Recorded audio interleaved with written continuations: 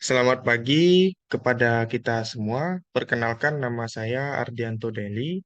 Saya mahasiswa dari Universitas Putra Indonesia YPTK Padang, nomor BP 211152610185. Pertama-tama saya ucapkan terima kasih kepada Bapak Sofika Enggari Eskom selaku dosen pengampu mata kuliah Sistem Informasi Manajemen dan kepada teman-teman semua yang telah memberikan kesempatan kepada saya untuk mempresentasikan PowerPoint yang telah saya buat mengenai sistem.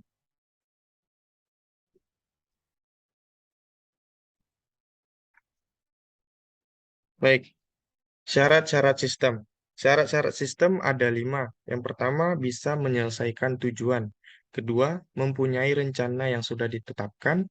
Ketiga, memiliki hubungan di antara elemen sistem. Keempat, terdapat unsur dasar dari proses. Kelima, tujuan organisasi lebih penting daripada tujuan elemen. Berikutnya adalah komponen sistem. Di dalam komponen sistem terdapat 3 poin penting, yaitu masukan atau input yang mencakup elemen yang bertugas dalam pemasukan atau entry ke dalam sistem untuk diproses lebih lanjut. Kedua, pemrosesan atau transformasi atau processing, melibatkan proses transformasi yang mengonversi atau mengubah masukan menjadi keluaran. Dan yang ketiga, ada keluaran atau output, mencakup elemen hasil transformasi melalui berbagai proses pengolahan yang ada dalam sistem sebagaimana yang dikehendaki.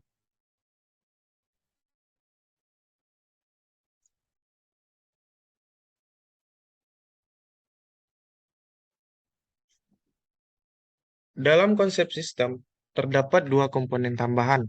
Kedua komponen dimaksud adalah umpan balik atau feedback dan kendali sistem atau kontrol. Dan kedua komponen tersebut sering disebut sebagai sistem cybernetik atau cybernetik, di mana suatu sistem yang melakukan monitoring sendiri dan pengaturan sendiri. Untuk umpan balik merupakan sistem pada prinsipnya merupakan data kinerja atau performance sistem dan sering dimasukkan sebagai bagian dari fungsi pengendalian karena perannya yang penting dalam proses pengendalian. Adapun kendali sistem merupakan fungsi utama sistem dalam memonitor dan mengevaluasi umpan balik untuk menentukan apakah sistem berjalan menuju arah yang dikehendaki atau ditemukan adanya kelainan-kelainan. Berikutnya, klasifikasi sistem. Sistem dapat diklasifikasikan sebagai berikut. Yang pertama, sistem alamiah atau natural system dan sistem buatan manusia atau human-made system. Sistem alamiah. Sistem terjadi karena proses alam dan tidak terdapat campur tangan manusia. Sedangkan sistem buatan manusia dirancang dan diciptakan oleh manusia. Contoh dari sistem alamiah sendiri yaitu sistem rotasi bumi dan sistem tata surya. Sedangkan untuk sistem buatan misalnya pengendalian banjir, sistem tata kota, dan lain sebagainya. Untuk sistem buatan manusia ini sering melibatkan interaksi manusia dengan mesin, atau juga biasa disebut dengan human machine system. Yang kedua ada sistem tertutup atau closed system, dan sistem terbuka atau open system. Sistem tertutup merupakan sistem yang bekerja tidak berhubungan dengan lingkungan luarnya. Sedangkan sistem terbuka merupakan kebalikan dari sistem tertutup. Karena dalam melakukan prosesnya, ia perlu berhubungan dengan lingkungan luarnya untuk menghasilkan keluaran atau output. Pengklasifikasian sistem juga dapat dibagi berdasarkan sistem konseptual atau abstrak dan sistem fisik. Apa itu apa itu sistem konseptual atau abstrak? Yaitu sistem yang dibentuk akibat terselenggaranya ketergantungan ide dan tidak dapat diidentifikasikan secara nyata, tetapi dapat diuraikan elemennya. Sedangkan sistem fisik merupakan kumpulan elemen atau unsur yang saling berinteraksi satu sama lain secara fisik dan dapat diidentifikasikan secara nyata tujuannya. Lalu ada karakteristik sistem. Menurut Sutabri tahun 2012, karakteristik sebuah sistem dapat digambarkan dan dapat digambarkan seperti gambar yang ada di layar ini.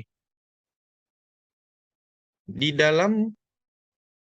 luar boundary, di lingkaran besar ini disebut dengan boundary atau batasan sistem. Dan di dalam boundary itu terdapat subsistem. Subsistem ini saling berhubungan karena adanya interface atau penghubung sistem di mana ini memungkinkan sumber daya mengalir dari satu subsistem ke subsistem lainnya. Dan di luar boundary ini disebut dengan environment. Nah, di dalam subsistem terjadi tiga, tiga hal, yaitu input, proses, atau output.